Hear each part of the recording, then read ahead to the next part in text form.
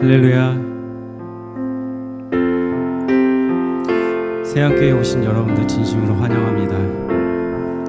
오늘 여러분들에게 나누고 싶은 말씀이 있어서 제가 먼저 성경 구절 한번 낭독해드리고 예배 시작하겠습니다. 계시록 22장 1절과 2절의 말씀인데요. 또 그가 수정같이 맑은 생명수의 강을 내게 보이니 하나님과 빛의 어린 양의 보좌로부터 나와서 길 가운데로 흐르더라. 강 좌우에 생명나무가 있어 12가지 열매를 맺되 달마다 그 열매를 맺고 그 잎사귀 나무들은 만국을 치료하기 위해 있더라. 다시 한번 낭독해드리겠습니다. 요한계시록 22장 1절 2절 맞습니다. 또 그가 수정같이 맑은 생명수의 강을 내게 보이니 하나님과 및 어린 양의 보좌로부터 나와서 길 가운데로 흐르더라. 강 좌우에 생명나무가 있어 12가지 열매를 맺되 달마다 그 열매를 맺고 그 나무 잎사귀들은 만국을 치료하기 위하여 있더라. 그렇습니다. 우리 안에 예수 그리스도 안에 주 안에 있을 때 생명의 강이 흘러 넘쳐갈 때 우리 안에 회복되어지는 역사가 있을 것이고 치유되어지는 역사가 있을 것입니다. 이 시간 이 자리에 마음이 아픈 사람들이 있습니까? 몸이 아픈 사람들이 있습니까? 그분들에게 생명의 강이 흘러가길 원합니다. 치유되길 원합니다. 하나님께서 그렇게 하여 주실 것입니다. 예배 가운데 찬양 가운데 여러분들 기도 제목을 넣어서 같이 찬양하시고 같이 기도하고 나아갈 때 주님이 우리를 만져주실 것입니다. 같이 기도하겠습니다. 살아계신 하나님 아버지, 우리가 은혜 가운데 있기 원합니다. 예수 그리스도 안에 있기 원합니다. 생명의 강이 우리에게 흘러가기 원합니다. 우리의 아픈 곳을 만져주시길 원합니다. 치유되길 원합니다. 우리 가운데 예수 그리스도만이 있기를 원합니다.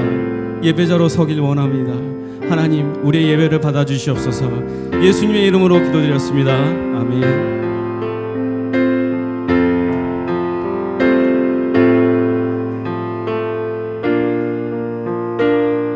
주 안에 있는 나에게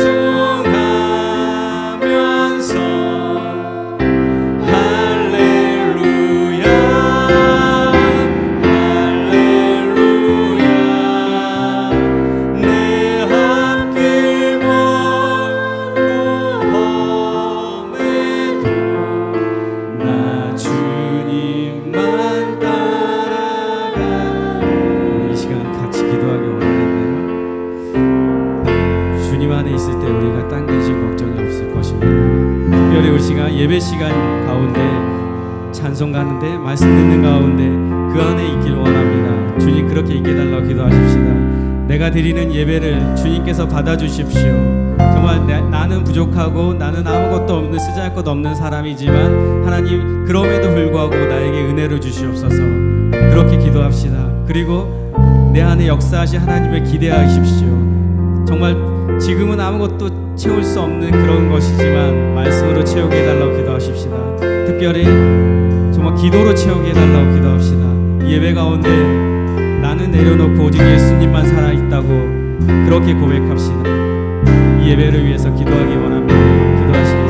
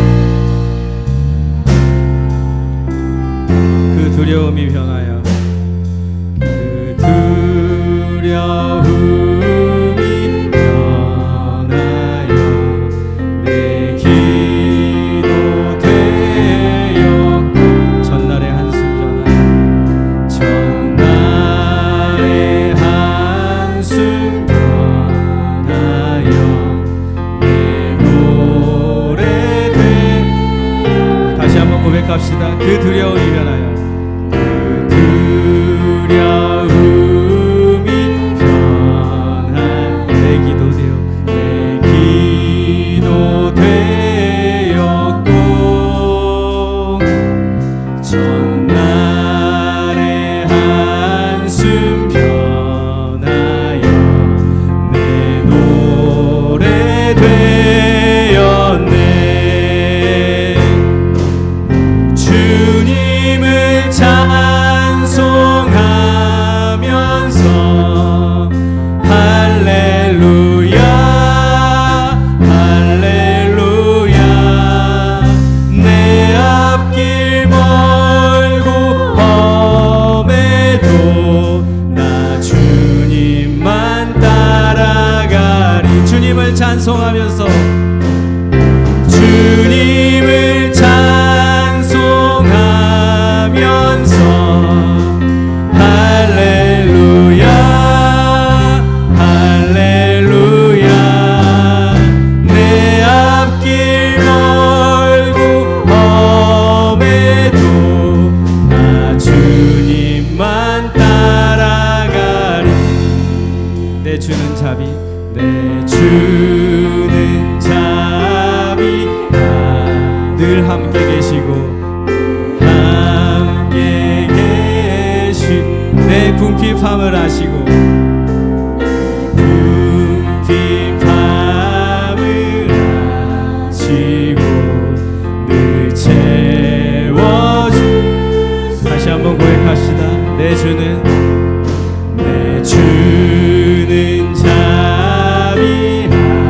자비하셔서 늘 함께 계시고 내 궁핍함을 아시고 늘 채워주시는 주님을 찬송하면서 주님을 찬송하면서 할렐루야 할렐루야 내 앞길 멀고 험해도 나 주님만 따라가. 주님을 찬송하면서 주님을 찬송하면서 할렐루야 할렐루야 내 앞길 멀고 험해도 나 주님만 따라가. 내 주와 맺은 언약은 내 주와 맺은 언약은 영하시니 그 나라 가기까지는 그 나라 가기까지는 늘 보호하.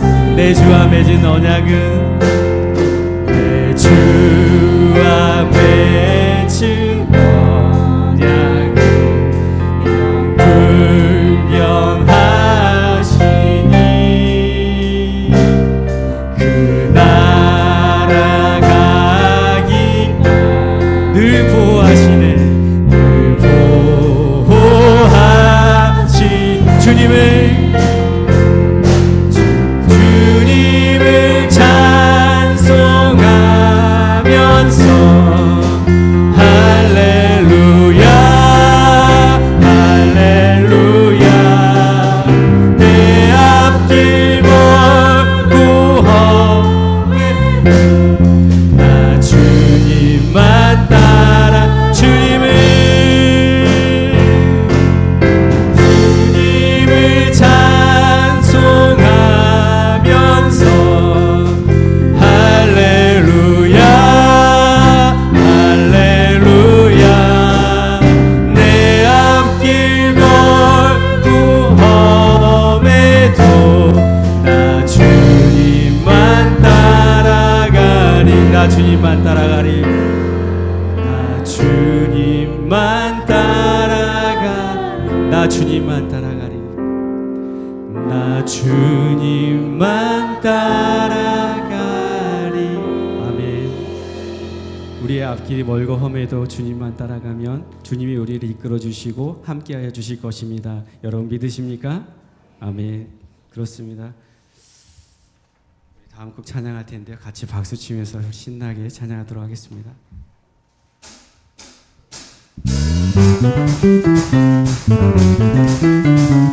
우리의 슬픔을 주님이 변화시켜 주실 것입니다.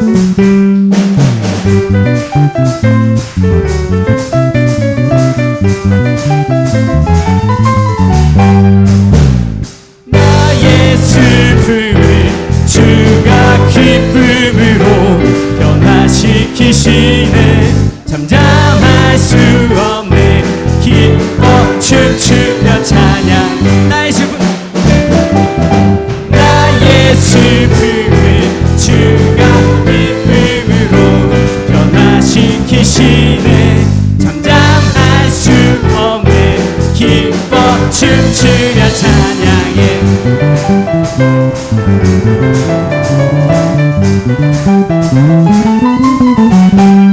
성분이 내 영혼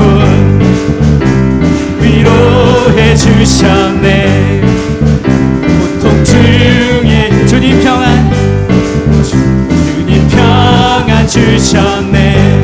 주 사랑 어두이김을 나는 느끼네.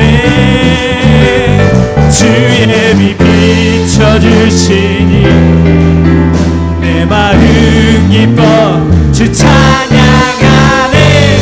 나의 슬픔을 주가 기쁨으로 변화시키시네. 잠잠할 수 없네. 기뻐 춤추며 찬양. 나의 슬픔을 주가 기쁨으로 변화시키시네. 잠잠할 수 없네. 기뻐 춤추며 찬양해.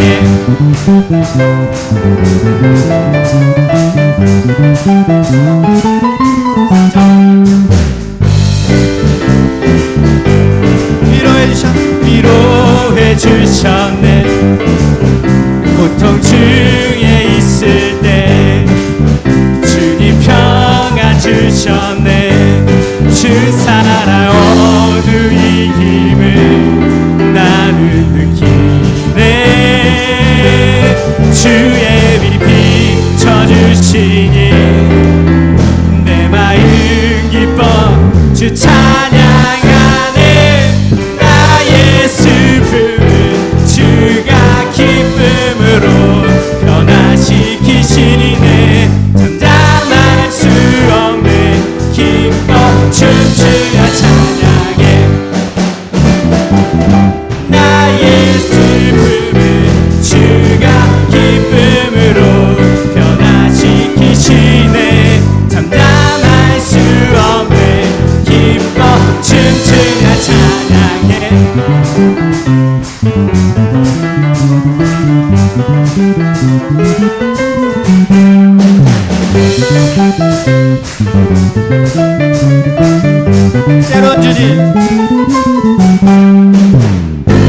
때론 주님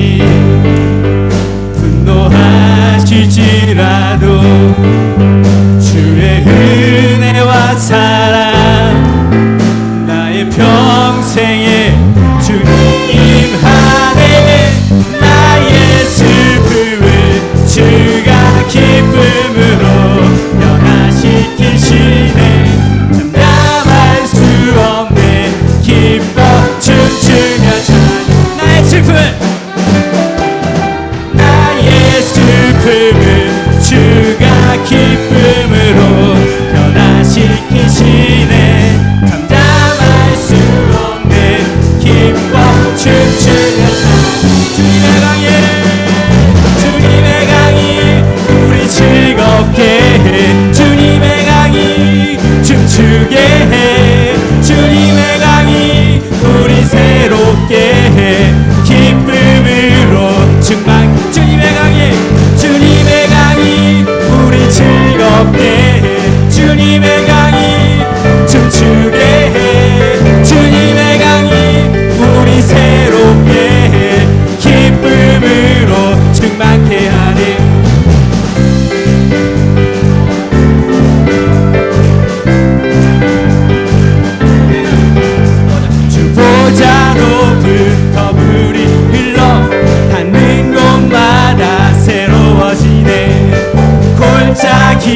지나 들판으로 생수의 강물 흘러 주보자로부터 물 닿는 곳마다 새로워지네.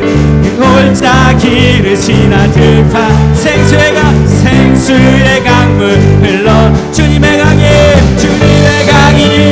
우리 즐겁게 해. 주님의 강이 춤추게 해. 주님의 강이 우리 새롭게 해. 기쁨으로 충만 주님의 강이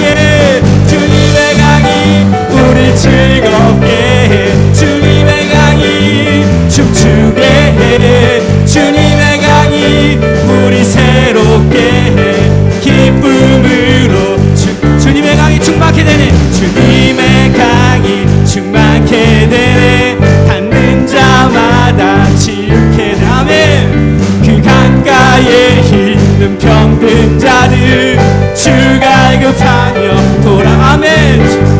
주님의 강이 충만케 되네. 닿는 자마다 치유케 되네. 그 강가에 있는 병든 자들 주 갈급하며 돌아. 주님의 강이 즐겁게 해. 주님의 강이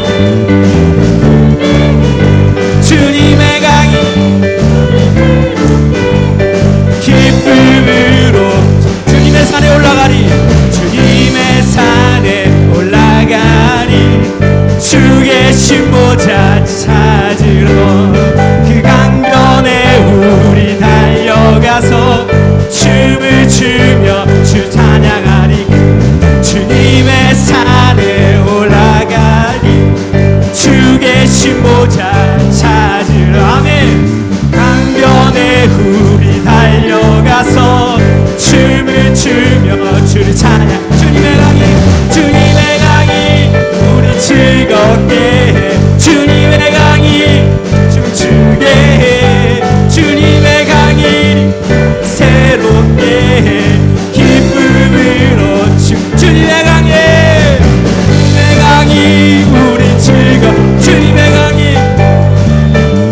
춤추게 해. 주님의 강이 우리 새롭게 해.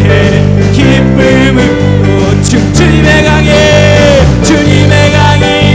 우리 즐겁게 해. 주님의 강이 춤추게 해. 주님의 강이 우리 새롭게 해. 기쁨 우리 목소리를 고백합시다. 주님의 강이 우리 즐겁게 해.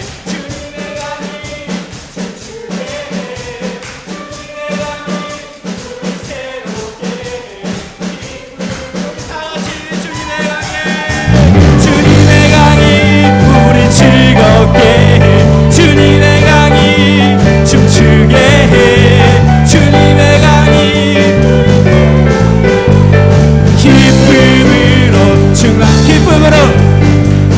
기쁨으로 충만. 기쁨으로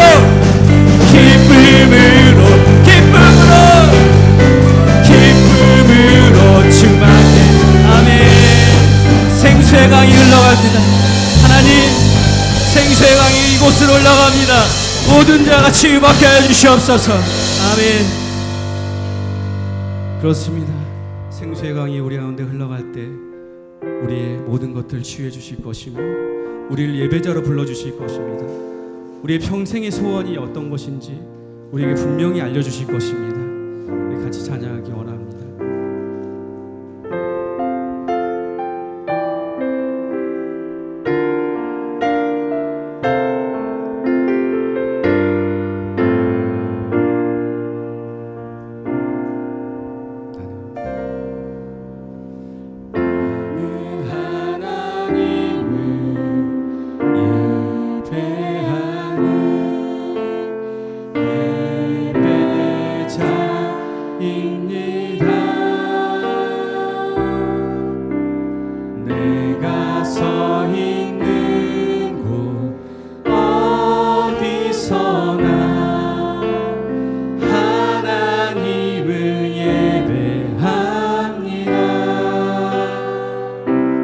내 영혼 거룩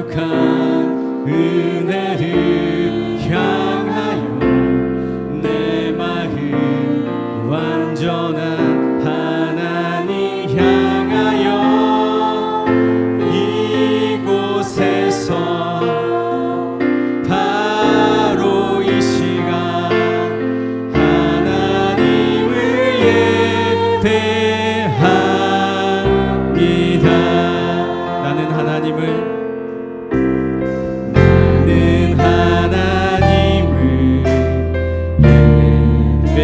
그렇습니다. 우리는 예배자입니다. 예배자. 우리가 서 있는 이곳에서 내가 서 있는 곳 어디서나 하나님을 예배합니다. 내 영혼 거룩한 그대를 향하여 내 마음 완전한 하나님 향하여 이곳에서 바로 이 시간 하나님을 예배하. 우리 다시 한번 고백합시다. 나는 하나님을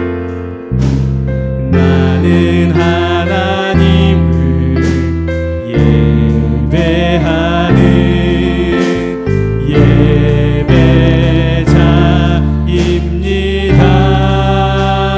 예배자입니다. 내가 서 있는 곳 어디서나 하나님을 예배합니다. 영혼 거룩한 그대를 향하여 내 마음 완전한 하나님 향하여 이곳에서 바로 이 시간 하나님을 예배하. 나의 평생에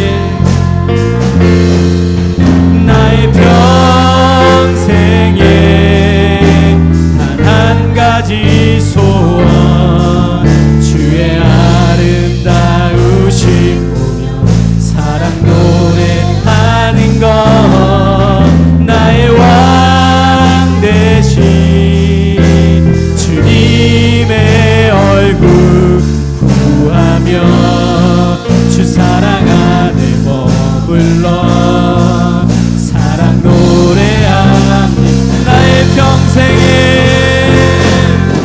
나의 평생에 단 한 가지 주님 우리의 소원은 주님의 아름다우심을 보는 것입니다. 주님 보며 사랑 노래하는 것 나의 왕 대신 주님의 얼굴 구하며 주 사랑 안에 머물러 사랑 노래하. 나의 평생에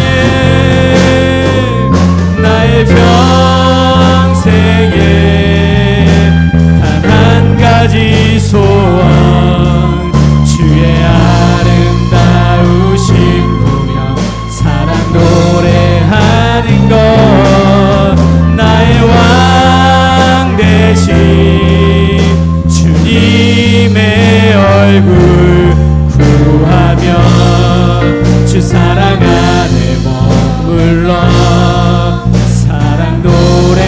우리 목소리만 고백합시다. 나의 평생에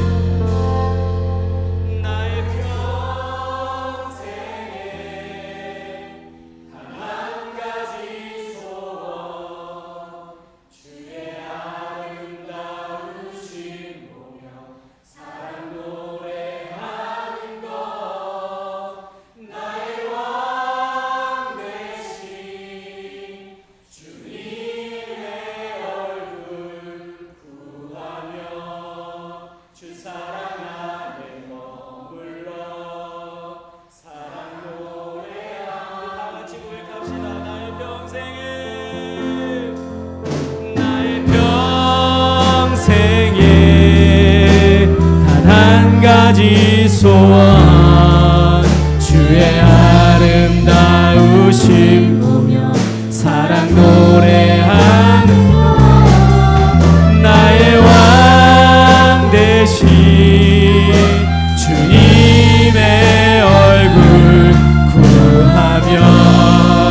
주 사랑 안에 머물러 사랑 노래합니다. 우리 이 시간 예배를 위해서 기도하기 원합니다. 특별히 우리의 예배를 받아주시기 달라 기도하시고요. 말씀 전하시는 귀한 목사님을 위해서 기도합시다. 성령의 두루마리로 던집혀 주셔서 그 말씀이 우리에게 전해질 때 하늘도 정말 헛되이 떨어지지 아니하도록 우리가 좋은 밭으로 받을 수 있게 해달라고 기도하십시다. 특별히 우리가 드리는 이 예배가 정말 오직 하나님 앞에 드릴 수 있는 예배가 되게 해달라고 기도하십시다. 그리고 특별히 이 교회를 위해서 기도합시다. 교회가 지역사회를 품고 나라를 품고 세계를 품을 수 있는 교회가 되게 해달라고, 선교를 향해 달려갈 수 있는 교회로 쓰임받을 수 있게 해달라고 교회를 위해서 기도합시다. 특별히 선교지에 나와 있는 선교사님들 생각나시는 대로 기도하십시다. 저들의 아픔을 아시고 부족함을 채워달라고 그렇게 기도하십시다. 기도하시겠습니다.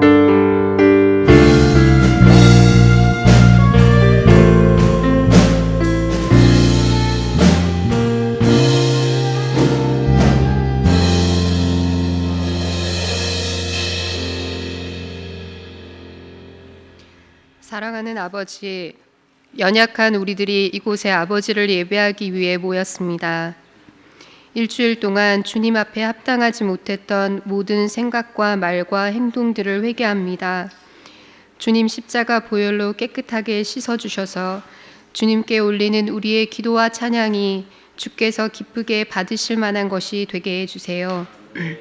주님, 이 나라를 포함한 전 세계의 평화를 허락해 주세요. 누구도 살아남지 못할 어리석은 행동을 저지르지 않도록 각국 정상들의 마음을 주장하여 주시기를 간구합니다. 또한 이 나라의 각종 정책을 주관하는 위정자들과 각 분야의 지도자들에게 주님의 공의와 사랑을 알게 하셔서 이 나라가 더욱 주께서 합당하게 여기시는 나라가 되기를 원합니다. 선교사님들을 위해 기도합니다. 귀한 부르심을 입고 세계 곳곳에 우리를 대신하여 섬기고 계신 선교사님 각 가정에 성령 하나님께서 항상 은혜를 더하셔서 영육 간에 강건하게 하시고 말씀의 은혜가 풍성하게 넘치게 해주세요. 한국교회를 위해 기도합니다. 주님, 뉴스를 보면 이 땅의 심령들이 너무나 상해 있는 것을 알 수 있습니다. 주님의 뜻과 점점 멀어지는 이 땅을 위해 중보할 수 있도록, 우리 예수의 이름을 아는 이들이 깨어 있을 수 있도록 우리에게 회개의 영을 부으시고 새롭게 해주세요. 다시 한번 복음에 대한 열정이 이 땅을 뒤덮기를 간절히 원합니다. 우리 교회를 위해 기도합니다.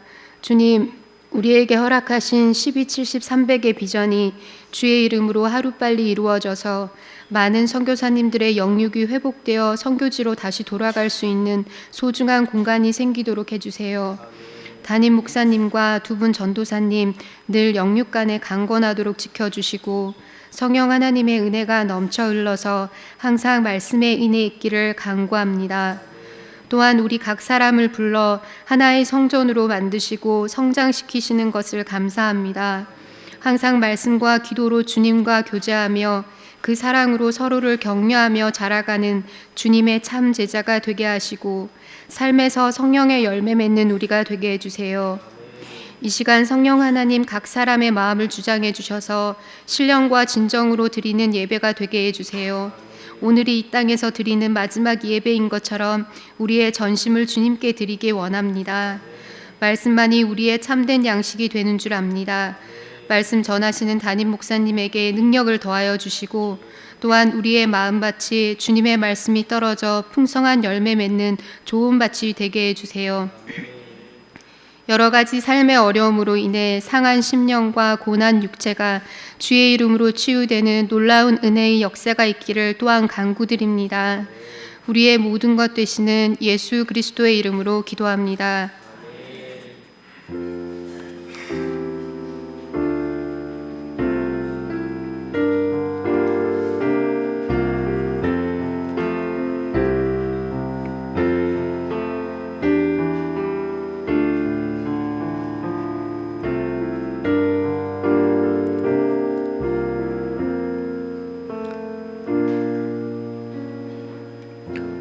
오늘 우리에게 주신 하나님의 말씀은 사도행전 12장 1절에서 9절 말씀입니다.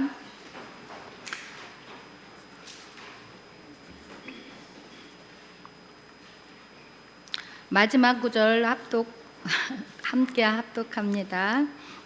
1절. 그때 헤롯 왕이 손을 들어 교회 중에서 몇 사람을 해하려 하여 유대인들이 이 일을 기뻐하는 곳을 보고 베드로도 잡으려 할세. 때는 무교절 기간이라.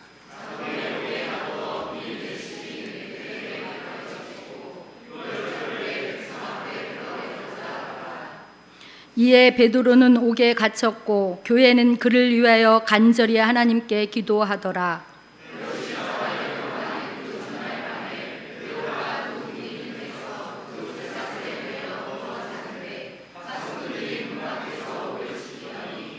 호련히 주의 사자가 나타나매 옥중에 광채가 빛나며 또 베드로의 옆구리를 쳐 깨워 이르되 급히 일어나라 하니 새 사슬이 그 손에서 벗어지더라.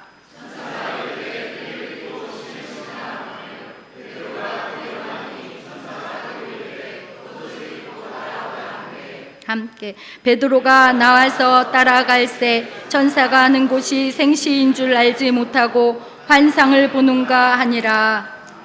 아멘. 이 시간 사륜성가대 나와서 찬양과 함께 준비하신 예물을 하나님께 드리도록 하겠습니다.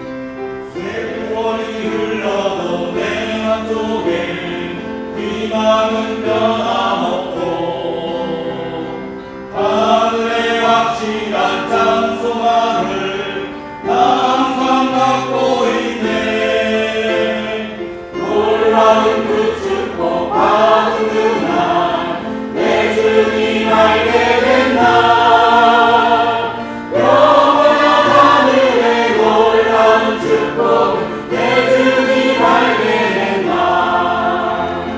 하늘 영광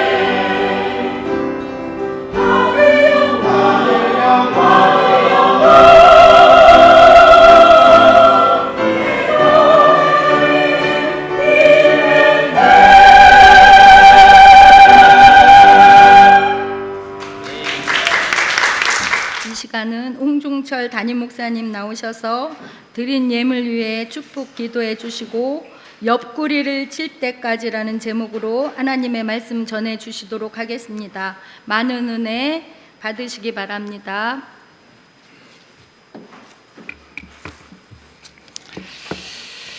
예, 성가대 찬양 저도 우리 학생 때 되게 많이 불렀던 찬양인데요. 찬양들이 너무나 또 감회가 또 새롭습니다. 마지막에 음을 싹 올릴 때 보니까 하늘 영광이 임하면 안 되겠다는 마음이 들 정도까지 너무나 찬양을 잘해 주셨습니다. 감사합니다. 오늘도 수고하신 우리 찬양팀 성가대 위해서 하나님께 영광의 박수 올려드리도록 하겠습니다. 고맙습니다. 기도 제목 내신 분들 것만 제가 받드리겠습니다. 오늘 가정을 이루는 조카 딸 박혜경이 예수님 믿는 가정이 되기를 기도합니다. 우리 박수만 안희자 부부, 하나님 안에서 아름다운 가정이 이루게 하심에 감사합니다. 우리 김민규, 김남희 우리 부부, 하나님과 더 깊은 교제할 수 있길 원합니다. 우리 김지훈, 태중의 둘째 아이의 건강과 가정의 평안을 위해서 우리 남기원, 쌍둥이 건강 지켜주세요. 주님 은혜 감사드립니다. 주님 영광으로 도우소서. 이렇게 여러 예물 드렸습니다. 기도하겠습니다. 늘 우리의 필요를 아시고 항상 가장 좋은 곳으로 채워주시는 아버지 하나님, 이 시간도 하나님의 그 은혜에 감사하여 준비한 예물을 하나님께 올려드립니다. 이 예물과 함께 저희들의 마음도 받아 주옵시고 저희들의 삶이 늘 하나님 앞에 영광 돌리는 삶이 되게 하여 주옵소서. 이 시간도 주신 은혜 감사하여 감사 예물을 주님께 드린 손길들이 있습니다. 또한 어려운 가운데서도 10의 1주를 드린 귀한 손길들이 있습니다. 주일헌금과 선교헌금과 기도하는 마음으로 드린 여러 예물들이 있사오니 주님께서 모든 물질들 위에 복의 복을 더하여 주시고 삶의 모든 필요들을 채워주셔서 늘 하는 일마다 잘되게 하여 주옵시고 감사의 조건이 늘 넘치도록 은혜를 베풀어 주옵소서. 특별히 기도하는 제목이 있다면 한마디도 땅에 떨어지지 않고 다 응답되게 하여 주옵시고 무슨 일을 하든지 주님께서 눈동자처럼 보호하여 주셔서 평생 동안 하나님의 은혜와 보호 아래 살아가는 복된 삶이 되게 하여 주옵소서. 또한 이 재단을 섬기며 봉사하며 예배를 위해 수고하는 손길들이 있습니다. 손길들 가운데 크신 은총으로 함께하여 주시고 손을 하는 일마다 복되게 하여 주셔서 성경이 약속하신 모든 축복이 저들의 생애 가운데 늘 풍성하도록 은혜를 베풀어 주옵소서. 존귀하신 예수님의 이름으로 축복하며 기도드립니다. 아멘. 옆 사람과 인사하겠습니다. 내가 당신을 사랑하는 만큼 눈이 내린다면 아마도 봄은 다시 오지 않을 겁니다.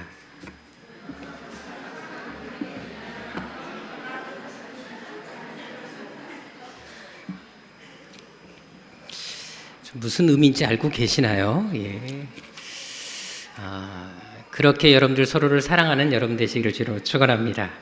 자, 우리 인사하도록 하겠습니다. 하나님은 여러분들을 향한 놀라운 계획을 가지고 계십니다. 아멘. 감사합니다.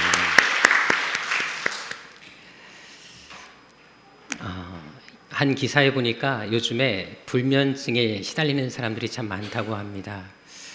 특별히 우리나라의 경우에 4명 중에 1명이 불면증을 가지고 있다는 것입니다. 그런데 남성보다 여성이 그 비율이 높고 그리고 나이가 들수록 그 비율이 높아간다고 합니다. 실제로 네이버 지식 검색에도 보니까 이 불면증에 관한 질문이 무려 4만 건이 넘는 것을 볼 수 있었습니다. 그만큼 사람들이 불면증에 많이 힘들어한다는 것을 알 수가 있습니다. 그래서 그런지 이 불면증의 치유에 대해서 처방에 대해서 많은 분들이 이런저런 글을 올린 것을 또 볼 수가 있었습니다. 어떤 분은 그런 얘기를 하시더라고요. 만약 여자분들 중에 불면증에 시달리는 분이 있다면 처방이 아주 간단한 방법이 있다고 얘기를 하시던데 보니까 밖에 외출했다가 집에 오신 다음에 절대 씻지 말고 화장한 상태로 그냥 침대에 누우라고 그럼 바로 잠이 올 거라고 얘기하는 것을 봤습니다. 여자분들 정말 그러신가요? 예, 고개를 끄덕끄덕 하는 분들이 제법 계시네요. 씻지 않고 자면 잠이 잘 온다라는 것이죠. 그리고 어떤 분들은 그런 글을 올리는 것을 봤습니다. 한 성도님이 이제 목사님께 와서 상담했다고 합니다. 목사님, 불면 때문에 너무 힘듭니다. 밤에 잠을 잘 수가 없습니다. 이제 그랬더니 목사님께서 그럼 낮에 주무세요 라고 얘기했다고 합니다. 그래서 그 성도님이 다시금 낮에도 못 자고 밤에도 못 잡니다 그랬더니 졸릴 때 주무시라고 얘기를 하더라는 것입니다. 며칠째 잠을 못 잤다고 힘들다라고 얘기했더니 그러면 성경책을 보시라고 얘기하시더랍니다. 사실 여러분들 잠이 안 오시는 분들 성경책 보면 무조건 잠이 온다는 분들이 계시지 않습니까? 불면증 시달리는 분들 성경책 많이 읽으시기 바랍니다. 말씀도 없고 잠도 잘 자고 하나님의 특별한 은혜가 임할 것입니다. 사실 여러분들은 어떠십니까? 그럼 여러분들은 잠을 잘 주무시는 편이십니까? 아니면 잘 못 자시는 그런 편이십니까? 오늘 본문에도 보게 되면 도저히 잠을 잘 수 없는 상황에서 너무나 잠에 깊이 빠져 있었던 한 사람이 등장하는 것을 볼 수가 있습니다. 바로 사도 베드로였습니다. 여러분 당시 초대교회는 어떤 상황이었습니까? 베드로를 위시해서 12사도들의 헌신을 통해 폭발적인 교회 성장이 이루어지고 있었습니다. 그런데 유대교를 신봉했던 유대인들은 기독교가 이렇게 성장하는 것에 대해서 반감을 가지고 있었습니다. 그 성장을 매우 못마땅하게 생각하고 있었다는 것입니다. 그러던 차에 유대 땅을 다스리게 된 헤롯 아그리파 1세가 등장하게 되는데 이 사람은 유대인들의 환심을 사고 싶었던 마음이 있었습니다. 그래서 기독교를 본격적으로 핍박을 하게 되는데 그 첫 번째 제물이 바로 오늘 본문 1절과 2절에 나타난 사도 야고보였습니다. 그래서 그 야고보를 참수하는 것을 볼 수가 있습니다. 자, 그런데 이 사건이 일어나자마자 유대인들이 너무나 기뻐하는 것을 보게 됩니다. 그래서 이 헤롯 왕은 이 참에 아예 더 환심을 사고 싶어서 이제 가장 중요한 초대교회 인물이었던 베드로까지 죽이려고 감옥에 쳐넣었던 상황이 바로 오늘 본문의 상황이라는 것을 알 수가 있습니다. 그렇다면 지금 베드로는 어떤 상태였다라는 것입니까? 죽음 직전의 상황이었다라는 것입니다. 더구나 6절에 보십시오. 그는 지금 어떤 상태에 있었습니까? 쇠사슬에 묶여있는 상태였습니다. 쇠사슬에 묶인 상태에서 여러분들 잠을 제대로 잘 수 있었을까요? 게다가 그의 서역 날짜가 언제였습니까? 바로 다음 날이었습니다. 이제 오늘 밤이 그에게는 마지막 밤이었다라는 것입니다. 그런데 이런 상황에서 잠을 잘 수 있을까요? 특히 얼마 전에 야고보가 순교당하는 것을 베드로는 목격했던 사람이었습니다. 자, 그런데 여러분들 야고보의 순교는 베드로에게 큰 충격일 수밖에 없었습니다. 왜일까요? 베드로와 야고보는 특별한 관계에 있었던 사람들이었습니다. 예수님의 제자로 부름받기 전에도 갈릴리 지역에서 함께 어부로서 생활했던 사람들이 두 사람이었습니다. 또 제자로 부름받은 이후에도 야고보, 베드로는 거의 떨어진 적이 없이 늘 함께 동역했던 사람들이었습니다. 실제로 예수님은 3명의 제자들을 늘 곁에 두었던 것을 볼 수 있습니다. 그 3명이 누구였나요? 베드로, 야고보, 요한이었습니다. 예수님이 늘 이 3명을 데리고 늘 함께 동역하셨고 어떤 중요한 사역 앞에서도 항상 이 3명만큼은 곁에서 떨어지지 않겠던 것을 볼 수 있습니다. 그만큼 야고보와 베드로는 절친이었다라는 것입니다. 어떻게 보면 가족 같은 관계였다라는 것입니다. 그런데 바로 그런 그가 며칠 전에 참수를 당한 것이었습니다. 그 충격이 베드로에게 계속 남아있지 않았겠습니까? 사실 저도 고등학교 때 이런 비슷한 경험을 한 적이 있었습니다. 이제 고등학교 때 이제 수학여행을 가지 않습니까? 그때 저희 때는 이제 경주로 갔었는데 수학여행을 이제 기차 타고 갔다가 다시 기차를 타고 돌아왔습니다. 근데 기차를 타고 오던 중에 이제 기차가 의자를 제끼며 서로 4명이 마주 볼 수 있잖아요. 그래서 우리가 그때 오면서 뭐를 했냐면 그때는 저도 아직 신앙이 별로 없었기 때문에 그리고 또 제가 한참 그때 또 하투에 대한 은사가 있었던 사람이었기 때문에 친구들과 함께 열심히 고스톱을 치면서 함께 수학여행을 마치고 오는 길이었었습니다. 근데 제가 또 저희 누님들이 저를 워낙 그걸 잘 가르쳐놨기 때문에 제가 고스톱을 치면 돈을 잃은 적이 별로 없습니다. 그래서 제가 다 긁어 모았습니다. 그리고 신나서 이제 집에 돌아왔는데 다음날 이제 학교를 갔는데 저랑 함께 고스톱을 치었던 그리고 제가 돈을 많이 땄던 그 친구가 죽었다는 연락을 받게 되었습니다. 알고 보니까 연탄가스 중독에 아이가 목숨을 잃은 것이었습니다. 어제까지만 해도 같이 고스톱을 쳤던 친구였어요. 제가 돈도 많이 땄던 친구였거든요. 근데 다음날 바로 죽었다라는 얘기를 들으니까 마음이 너무 먹먹하고 돈 딴 게 왜 이렇게 미안하든지 마음 한구석에 참 많은 힘든 시간들을 갖게 됐습니다. 그래서 며칠 동안 그 아이 생각에 잠을 제대로 이룰 수가 없었습니다. 그렇다면 베드로는 어땠을까요? 베드로는 남다른 관계였던 사람이 야고보였습니다. 함께 평생을 해왔던 동역자였고 친구였습니다. 그런데 목이 잘려 죽는 것을 베드로는 목격한 것입니다. 더구나 베드로 자신도 이 밤이 지나면 야고보처럼 동일한 장소에서 동일하게 처형을 될 처지에 놓여 있었다라는 것입니다. 그렇다면 여러분들 이런 상황에서 잠을 잘 수 있을까요? 몇 시간만 지나면 자기도 목이 잘려서 참수를 당하는데 사형장에 끌려가 그의 생명이 끊어지는데 과연 잠을 제대로 잘 수 있었을까요? 그런데 오늘 본문 6절에 보십시오. 베드로가 어떻게 하고 있습니까? 누워서 잠을 잘 자고 있었다고 성경 분명히 표현하고 있습니다. 여러분들 여기는 지금 집이 아닙니다. 침대가 있는 것도 아니고 이불이 깔린 것도 아니고 바닥도 차디찬 돌바닥이었고 감옥이었습니다. 그런데도 불구하고 잠을 너무나 잘 자고 있는 베드로의 모습을 볼 수가 있습니다. 특별히 그가 얼마나 깊은 잠에 빠졌는지 7절에 보면 그것을 잘 알 수가 있는데요. 여기 보게 되면 천사가 그에게 와서 그를 구해내기 위해서 깨우는 장면이 나타나는 것을 볼 수가 있습니다. 자, 그런데 이 7절에 천사가 베드로를 어떻게 깨우고 있습니까?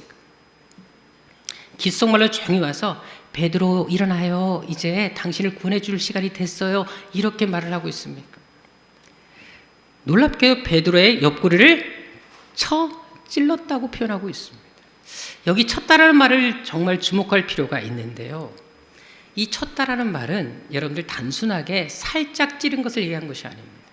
원어적인 의미에서도 아주 팍팍 찔렀다고 나와 있습니다. 아주 세게 때리는 것을 말합니다. 그래서 사도행전 7장 24절을 보게 되면 사람을 때려 죽일 때 이 단어가 사용되어지는 것을 볼 수가 있습니다.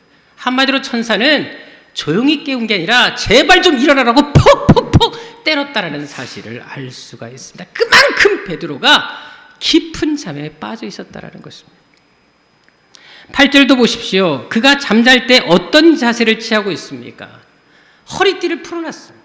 신도 벗어놓고 있어요. 여러분들 집에서 잘 때 하는 그 자세 그대로 그는 지금 너무 편안하게 잠을 자고 있었다라는 것입니다. 게다가 9절도 보십시오.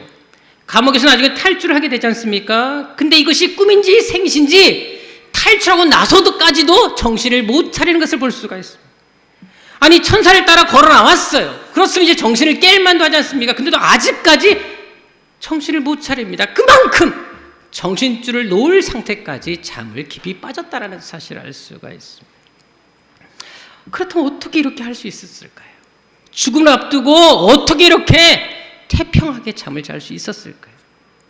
베드로의 성격이 묻어내서 그가 워낙 태평한 성격을 가지고 있어서일까요? 우리가 잘 아는 대로 베드로의 성격은 어떤 성격이었습니까? 충동적인 사람이었습니다. 감정의 기복이 되게 심했던 사람이고 염려도 되게 많았던 사람이 베드로였었습니다. 실제로 마태복음 14장에 보십시다.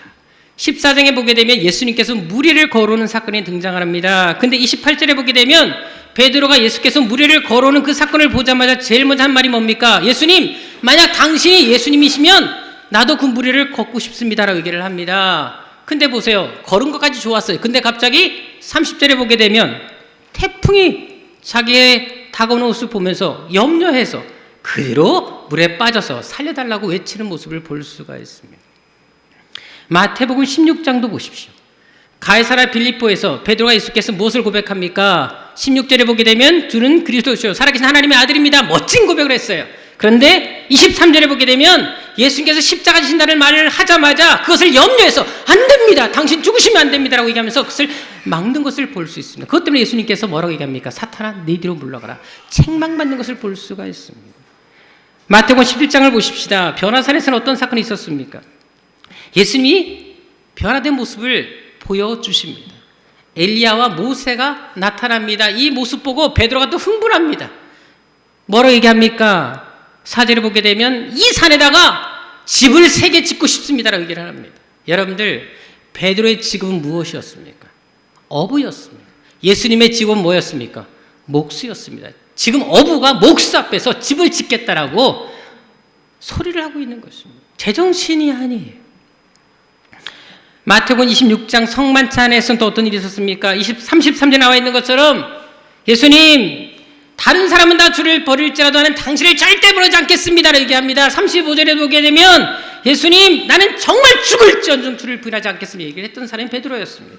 그런데 어떻게 됩니까? 다 예수를 버리고 도망가는 베드로의 모습을 볼 수 있지 않습니까? 요한복음 13장 세족식에서는 어떤 일이 있었습니까? 8절에 보게 되면 예수님께서 발을 씻기려고 했을 때 예수님 절대 발을 못 씻깁니다라고 거절을 합니다. 그래서 예수께서 너 나한테 발 안 씻김을 당하면 너와 나 상관없어 그러니까 어떻게 하죠? 9절에 보게 되면 목욕까지 시켜주십시오 라고 하는 것을 볼 수가 있습니다. 요한복음 18장에도 보십시다. 군병들이 예수를 죽이려고 잡으려고 다가왔을 때 제일 먼저 칼을 빼들고 용감하게 맞선 사람이 누구였습니까? 10절에 보게 되면 베드로였던 사실을 알게 됩니다. 여러분들 그럼 칼을 뽑았으면 끝까지 가야 되잖아요. 근데 갑자기 뭔가 상황이 불리해지니까 바로 어떡합니까? 바로 다 칼을 버리고 예수를 버리고 도망가는 것을 볼 수가 있습니다. 하루에도 여러 번 이랬다 저랬다 하고 감정 기복도 심하고 도저히 종잡을 수 없는 사람이 베드로였다는 것입니다. 늘 염려 속에서 삶의 걱정과 두려움 속에 살았던 사람이 바로 베드로였다는 것입니다. 따라서 이 사람의 성격대로 한다면 절대 이 감옥에서 내일 죽을 상황 앞에서 잠을 제대로 잘 수 없었던 사람이 베드로였다는 것입니다. 자, 그런데도 왜 그가 이렇게 평안한 잠을 잘 수 있었을까요? 왜 이렇게 죽음을 앞두고 그의 성격대로 하면 반드시 발버둥을 치고 염려했을 그가 왜 이렇게 평안한 모습으로 죽음을 맞이하려고 하고 있었을까요? 그것은 나중에 그가 쓴 베드로 전서에서 그 답을 이야기해 주고 있습니다. 베드로전서 5장 7절 말씀 우리 같이 읽어보도록 하겠습니다. 시작.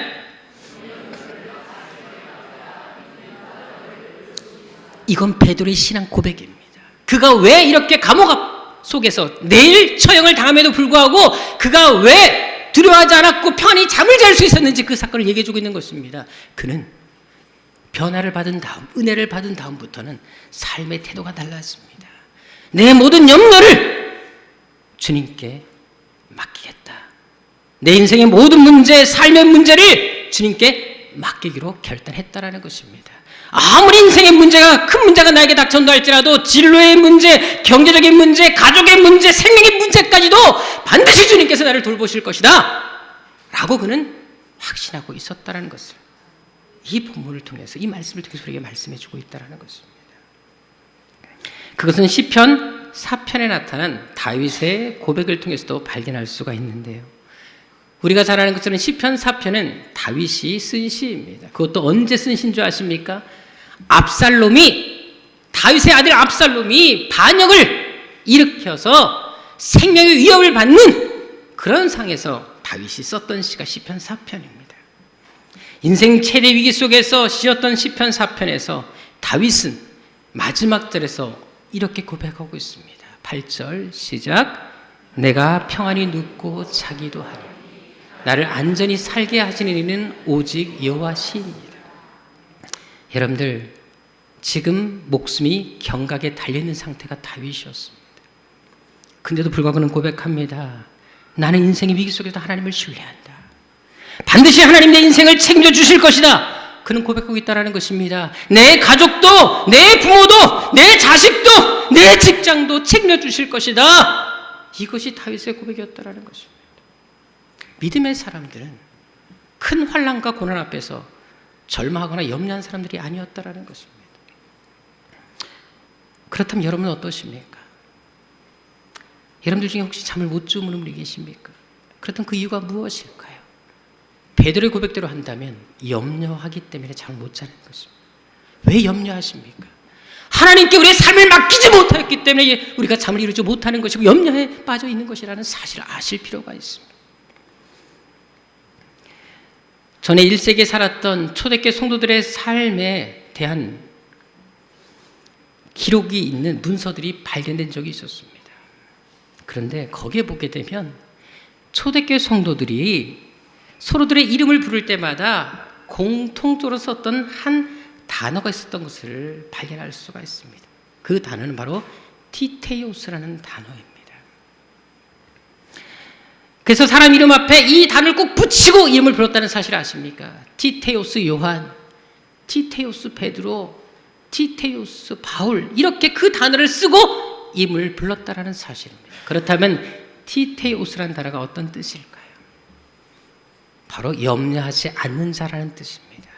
주님께 모든 것을 맡긴 자라는 뜻입니다. 자신의 모든 삶을 다 내려놓고 주님께 인생을 맡긴 자, 염려하지 않는 자, 이것이 바로 티테오스의 뜻이라는 사실을 아십니까? 그런데 알다시피 초대교회, 1세기 초대교회는 어떤 상황이었습니까? 가장 핍박이 심했던 시대였습니다. 예수를 믿기 위해서는 그들은 생명을 잃었어야 했었습니다. 많은 고난을 당했고 핍박을 받았고 감옥에 갇히기까지 했다는 사실입니다. 심지어 모든 재산과 집까지 잃어버리는, 가족과 생이별을 당하는 일을 겪었던 시대가 바로 1세기 시대였다는 사실을 아십니까? 근데 그때 살던 우리 초대교회 성도들은 서로를 부를 때마다 티테오스 요한, 티테오스 베드로, 서로를 위로하고 격려했다라는 사실입니다. 여러분들, 티테오스 너무 아름다운 이름 아닙니까? 우리가 하나님 앞에 그런 사람들일 수 있다면 얼마나 좋을까요? 하나님이 여러분 볼 때마다 그래, 너희는 나에게 티테오스 같은 사람이야. 또 우리가 서로를 이름을 불러줄 때마다 당신은 그런 사람입니다라고 얘기할 수 있다면 우리가 얼마나 아름다운 공동체가 되겠습니까? 티테오스 나의석, 티테오스 재규환, 티테오스 전용자, 이렇게 불러줄 수 있다 얼마나 좋을까요? 우리 옆 사람 이름 앞에 티테오스 넣어서 한번 불러볼까요? 시작. 인상 쓰고 하지 마세요. 그래, 여러분, 우리 새함께 모든 성도들은 다 이렇게 티테오스가 되시기를 주로 축원합니다. 어떤 상에서도 염려하는 자가 아니라 오히려 기도하는 자, 하나님께 모든 것을 맡길 수 있는 자, 삶의 아픔과 고통과 상처 속에서까지도 그래도 불구하고 반드시 하나님이 나를 돌보실 것을 믿는, 그런 고백할 수 있는 믿음의 사람들이 되시라는 것입니다. 그것은 예수님의 말씀을 통해서도 발견할 수가 있습니다. 마태복음 6장 31절에 보게 되면 예수님께서 어떤 말씀을 하십니까? 너희는 무엇을 먹을까, 마실까, 입을까 염려하지 말라고 합니다. 여러분들, 먹고 마시는 거, 입는 거 인생에서 가장 기본적이고 가장 중요한 것입니다. 이것이 없으면 우리가 어떻게 살아갑니까? 근데도 예수께서 뭐라고 얘기하십니까? 기본적인 의식적 문제까지도 염려하지 말라는 것입니다. 이 말은 뭐를 얘기할까요? 내가 책임지겠다는 것입니다. 먹고 사는 거 내가 책임질 테니까 염려하지 말라는 것입니다. 네가 염려하면 안 된다고 얘기하는 것입니다. 내가 책임질 텐데, 내가 돌볼 것인데 왜 걱정하느냐, 이 말씀을 하고 있다는 것입니다. 27절도 보십시오. 뭐로 얘기합니까? 너희 중에 염려함으로 너희 키를 한 자나 더 할 수 있느냐? 염려하면 키가 큰다 안 큰다? 안 큰다라는 것입니다. 염려해서 키가 클 수 있다면 저는 24시간 매분 매초 염려할 것입니다. 여러분들, 염려한다고 키가 크는 것이 아니라는 거예요. 여러분들. 근데 염려라는, 여기 보게 되면 키라는 단어는 생명이라는 단어와 동일한 의미를 가진 단어입니다. 우리가 염려한다고 우리의 생명을 다 조금이라도 연장시킬 수 없다는 얘기를 지금 하고 계시는 것입니다. 여러분들, 오히려 염려가 우리의 생명을 해치지 않습니까? 병들게 하지 않습니까? 더 절망스럽게 만들어가지 않습니까? 실제로 베드로전서 5장 8절에 보십시오. 5장 7절에 보게 되면 염려를 주께 맡기라 그랬어요. 하나님이 돌보시다 말씀하셨습니다. 근데 그 말씀 하자마자 왜 8절에 바로 이어서 이렇게 무시무시한 말씀하셨을까요? 깨어있어라. 너희 대적마귀 우는 사자같이 두를 자를 삼킬 자를 찾고 있다 말씀하십니다. 왜 이 말씀하신 줄 아십니까? 염려하는 자를 마귀는 삼키려고 찾고 있다는 것입니다. 바로 마귀가 찾고 있는 자, 삼키려고 하는 자는 다른 사람들이 아니라 염려 속에 빠져 있는 자, 절망하는 자들을 먹잇감으로 생각하고 있다는 것을 말씀하고 있는 것입니다. 그래서 베드로를 말하는 것입니다. 하나님 반드시 너희를 돌보실 거야. 책임지실 거야. 그러니까 염려하지 마. 너희가 만약 염려하게 되면 반드시 너희들은 마귀의 먹잇감이 될 수밖에 없어 라고 지금 말씀하는 것입니다. 그리고 9절에 말합니다. 너희 믿음을 굳게 해라. 그래서 마귀를 대적하라. 많은 사람들 동일한 고난 속에서도 그 믿음을 지켰다는 얘기를 하고 계십니다. 그래 여러분들, 인생에 어떤 문제가 있다 할지라도, 아무리 내가 감당이 벅찬 문제가 있다 할지라도 염려하지 마십시다. 여러분, 하나님을 의지합시다. 하나님 반드시 나를 책임지실 것입니다. 돌보실 것입니다. 이 믿음 가지고 사시라는 것입니다. 내가 열심히 계획하는 일들, 내가 하고자 하는 일들이 무너지고 그 계획이 다 수정된다 할지라도, 그리고 내가 하는 일들이마다 막힌다 할지라도, 그래도 불구하고 그래 하나님 내 인생 책임져 주실 거야, 내 삶 책임져 주실 거야, 돌보실 거야, 이 믿음을 갖고 있다면 그 믿음대로 하나님께서 살게 해주실 것이라는 사실입니다. 이제 이 시간 영상을 하나 보도록 하겠습니다. 실제로 이 사건은 영화로까지 상영되었던 실화입니다. 사실 우리는 내일 일을 알 수 없는 존재들입니다. 우리에게 어떤 일이 날지 우리는 전혀 예측할 수 없다는 것입니다. 한 가지 분명한 것은, 하지만 분명한 것은 하나님은 어떤 상황에서도 여러분들을 지키시고 돌보신다는 사실입니다. 그렇기 때문에 우리가 어떤 상황에서도 하나님을 의지하고 붙드는 것이 중요합니다. 요즘 여러분들의 삶에 가장 힘들고 어려운 문제가 무엇입니까? 여러분들을 압박하고 짓누르고 있는 그 문제가 무엇입니까? 그 전에 여러분들에게 묻고 싶은 질문이 있습니다. 그럼 그 어려운 상황에서도 여러분들은 하나님이 함께하는 것을 믿으십니까? 정말 죽음의 상황에서도 하나님께서 여러분들을 돌보실 것을 진심으로 믿으십니까? 이 믿음대로 사십시다. 이 고백대로 사십시다.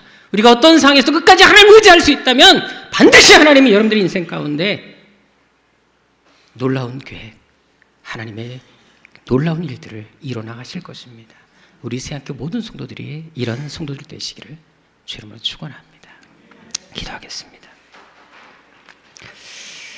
아버지 하나님, 인생의 어떤 위기와 아픔과 고난과 상처 속에서도 하나님 앞에 기도하는 자, 하나님을 붙드는 자, 염려하지 않는 자 되기를 원합니다. 우리를 돌보시고 입히시는 아버지 하나님, 하나밖에 없는 아들까지 내어주실 정도로 우리를 사랑하시는 하나님이시라면 왜 우리를 고통 가운데 시름 가운데 그냥 두시겠습니까? 하나님이 나를 만드셨고 지키시는 분이라는 사실을 기억하며 인생의 위기 속에서도 티테우스로 살게 하여 주시고 하나님께 모든 것 맡기게 하여 주시고 염려하지 않게 하시고 하나님 반드시 우리를 돌보신다는 사실을 믿고 의지하는 저희들 되게 하여 주옵소서. 존귀하신 예수님의 이름으로 기도드립니다. 아멘. 우리 다 같이 일어나셔서 하나님은 너를 만드시는 분 찬양 드리겠습니다. 가사를 생각하시면서 찬양 드리도록 하겠습니다. 제가 먼저 가사 읽어드리겠습니다. 하나님은 너를 만드시는 분, 너를 가장 많이 알고 계시며 하나님은 너를 만드시는 분, 너를 가장 깊이 이해하신단다. 하나님은 너를 지키시는 분, 너를 절대 포기하지 않으며 하나님은 너를 지키시는 분, 너를 쉬지 않고 지켜보신단다. 바로 이런 하나님이 우리 아버지십니다. 그 하나님을 생각하면서 우리의 삶을 지키시고 돌보실 것을 믿고 이 시간 믿음으로 찬양 드리도록 하겠습니다.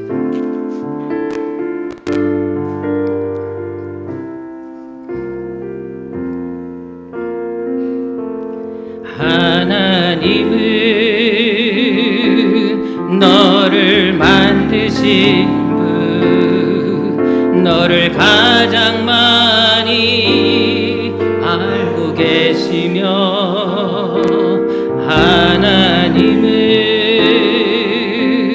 너를 만드신 분, 너를 가장 깊이 이해하신단다. 하나님은 너를 지키시는 분, 너를 절대 포기하지 않으며 하나님은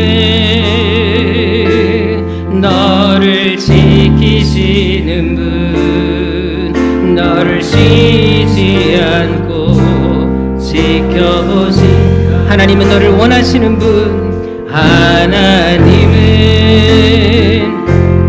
너를 원하시는 분, 이 세상 그 무엇 그 누구보다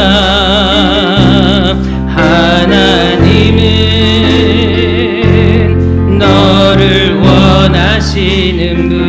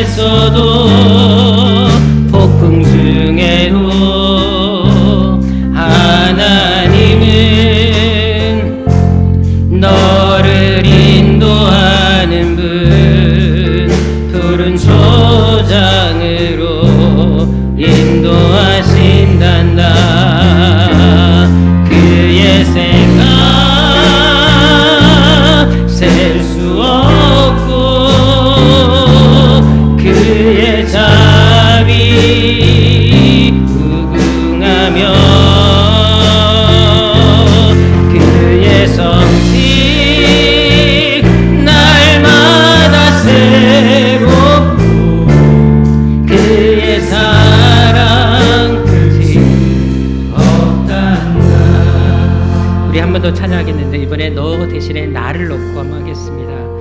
하나님은 나를 만드시는 분, 나를 가장 많이 알고 계시는 분, 하나님은 나를 가장 깊이 이해하시는 분. 우리 이 시간 너 대신 나를 놓고 자기 생각하면서 찬양 드리겠습니다. 하나님은 나를 만드신 분, 나를 가장 많이 알고 계시며, 하나님은 나를 만드시는 분, 나를 가장 깊이 이해하신단다. 하나님은 나를 지키시는 분, 나를 절대 포기하지 않으며, 하나님은 나를 지키시는 분, 나를 쉬지 않고 지켜보신단다. 그의 생각 셀 수 없고 그의 자비 무궁하며 주의 성실 날마다 새롭고 그의 사랑 없단다. 그래 여러분, 하나님께서 그렇게 여러분들을 지키시고 보호해주실 것입니다. 이 시간 이 찬양의 가사를 생각하면서 하나님께 기도하도록 하겠습니다. 하나님, 어떤 상황 속에서도 내 인생 앞에 놓이는 어떤 문제가 있다 할지라도 염려하기보다 먼저 하나님을 찾고 구하게 하여 주옵소서. 어떤 질병과 아픔과 상처가 있다 할지라도, 내가 감당이 벅찬 어떤 문제가 있다 할지라도 그래도 하나님이 나와 함께 하심을 믿게 하여 주시고, 죽음의 상 앞에서도 하나님이 나를 돌보실 것을 확신하게 하여 주옵소서. 내 인생의 모든 짐과 모든 염려 다 주께 맡기게 하여 주시고, 반드시 나를 통해서 놀라운 일을 이루실 주님을 신뢰하며 끝까지 믿음에 굳게 서는 믿음의 하나님의 사람들 되게 하여 주옵소서. 그래서 어떤 상황 속에서도 세상이 줄 수 없는 참 평안을 누리게 하여 주시고, 감사와 찬송이 내 입에서 늘 넘치는 삶이 되게 하여 주옵소서. 믿음의 디테우스가 되게 하여 주옵소서. 이 시간 우리 간절한 마음으로 주여 손에 치고 기도하도록 하겠습니다. 주여, 주여, 주여. 아버지 하나님, 우리가 정말 믿음의 사람들이 되기를 원합니다. 염려하고 두려워하며 불안해하는 사람들이 아니라 정말 하나님께 기도하는 사람들, 하나님 붙드는 사람들, 하나님의 은혜를 늘 기억하며 살아가는 하나님의 사람들이 되게 하여 주옵소서. 인생을 살아가다 보면 늘 염려할 일이 생깁니다. 지치고 힘들 때가 있습니다. 하지만 아버지 하나님, 어떤 인생이 역경과 고난이 온다 할지라도 하나님 한 눈 바라보고 살아가게 도와주옵소서. 우리에겐 주님이 계십니다. 우리를 지키시고 함께 하신 주님이 계십니다. 그 하나님을 기억하며 살게 하여 주옵소서. 하나님을 끝까지 신뢰하는 저희들 되게 하여 주옵소서. 반드시 하나님께서 우리 인생을 책임지시고 돌보실 것을 믿게 하여 주옵소서. 절망하지 말게 하옵소서. 좌절하지 말게 하옵소서. 끝까지 모든 염려 걱정 근심 다 주님께 맡기게 하여 주시고, 내 인생 내 진로 내 모든 일에까지 하나님께 맡기는 하나님의 사람들이 되게 하여 주옵소서. 그래서 우리가 아버지 믿음으로 우리 인생을 역전시키며 하나님의 인내한 하나님의 사람으로 우리도 쓰임받는 역사 있게 하여 주시고, 하나님께서 우리를 구원하시고 하나님 우리를 도우시는 역사 우리의 삶에 날마다 끊이지 않도록 우리 아버지 하나님 함께 하여 주옵소서. 이 시간 우리 교회를 위해서 기도하도록 하겠습니다. 하나님이 세우신 이 세향교회 반드시 하나님이 책임지실 교회이십니다. 하나님, 이 교회가 바로 그렇게 하나님께 쓰임받는 교회 되게 하여 주옵소서. 하나님의 기적을 보여주는 기적의 통로가 되게 하여 주옵소서. 이 시대 하나님의 마지막 남은 자부심이 되게 하여 주옵시고, 하나님의 자존심을 지켜드리는 그런 교회 되게 하여 주옵소서. 특별히 하나님 세워주신 우리 교육자들, 또 목장들, 직분자들 통하여 아버지 하나님 상처받은 영혼들이 회복되고 치유되게 하시고, 이들의 인생 또한 하나님께 맡기며 아버지께서 이끄시는 인생대로 살아가는 역사 있게 하여 주옵소서. 이들을 통해 수많은 영혼들이 죽게 도는 역사 나타나게 하여 주옵소서. 또한 우리 교회가 기도하는 12-70-300 비전이 있습니다. 이 비전 반드시 이루어 주옵소서. 우리 성도 한 사람 한 사람이 바로 그 비전의 주인공이 되게 하여 주옵소서. 우리 성도들이 세상에서 영향을 끼치는 삶이 되게 하여 주옵시고, 세상의 존귀한 자 이름처럼 사람 쓰이면 하나님의 사람들 이곳에 일어나게 하여 주옵시고, 세상에 놀라게 할 만한 하나님의 사람들이 이곳에 다 배출되게 하여 주옵소서. 이 시간 우리 교회 비주신 비전을 위해서 우리 간절한 마음으로 주여 숨을 내치고 기도하도록 하겠습니다. 주여, 주여, 주여. 아버지 하나님, 우리 교회를 사용하여 주옵소서. 이 교회를 사용하여 주옵소서. 우리 성도들을 사용하여 주옵소서. 이 시대 하나님의 사람, 믿음의 사람들, 능력의 사람으로 쓰임받게 하여 주옵시고, 수많은 영혼들을 책임지며 아버지 하나님 중하는 많은 영혼들을 주님께 돌아오는 하나님의 사람들이 되게 하여 주옵소서. 우리에게 주신 비전이 있습니다. 12, 70, 300이면 만드시게 하여 주옵시고, 우리 성도들의 비전의 주인공이 되게 하여 주옵소서. 아버지 하나님 넓게 마음을 아버지 믿음 크게 크게 하여 주옵소서. 그래서 하나님께서 우리를 증인하실 것들을 기대하며 살아가는 저희들 되게 하여 주옵소서. 아버지 함께하여 주옵소서. 아버지 하나님, 우리 사는 성도들은 사랑한 사람 이들의 인생과 삶을 책임져 주옵소서. 정말 아버지 하나님, 반드시 하나님께 속히 응답하여 주시서 아버지 하나님, 우리 사는 성도들 통해 이 교회가 세워져 나가며 수많은 교회들을 세워나가며 성교센터를 세워나가는 역사 있게 하여 주시고, 성교사람들을 구원하며 그들에게 우리 안에도 또 영적으로 물적으로 지원해 줄 수 있는 하나님의 사람들이 이 재단권에 다 일어날 수 있도록 우리 아버지 하나님 도와주시고 함께 하여 주옵소서. 아버지, 반드시 하나님께서 우리 사는 성도들 통해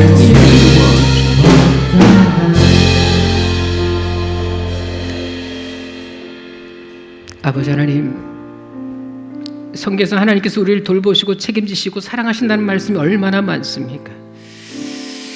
하지만 아버지 하나님, 우리는 그것을 때로는 잊어버리고 눈앞에 닥친 현실 앞에서 아파하고 불안해하며 두려움과 염려 속에 살아갈 때가 많습니다. 아버지 하나님, 우리가 몸부림친다 그래서 우리의 생명을 더 연장시킬 수도 없고 우리의 삶을 바꿀 수 없다는 걸 알고 있습니다. 염려, 걱정, 근심 다 주님께 맡기게 하여 주시고, 주님께서 우리를 반드시 책임지시고 돌보신다는 사실을 확신하게 하여 주옵소서. 아프고 힘들수록 더 하나님 전에 찾아나와 기도하게 하시고 하나님 붙들게 하시며 정말 하나님의 사람답게 살아가는, 정말 하나님 앞에 티테우스 같은 염려하지 않는 자, 하나님께 몫을 맡기는 자가 될 수 있는 믿음의 성도들, 새한교회 성도들 다 되게 하여 주옵소서.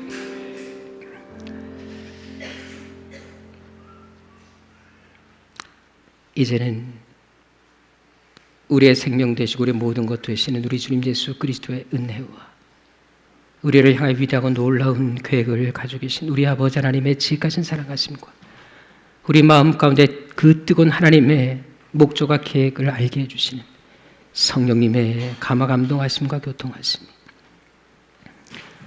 정말 하나님 앞에 믿음의 티테오스가 되기를 원하며 염려하기보다 모든 것을 주께 맡기기를 원하며 하나님께서 반드시 우리를 책임지신다라는 사실을 믿고 확신하는 여기 모인 당신의 거룩한 백성들 머리 위에 이제로부터 영원토록 함께 있을지어다.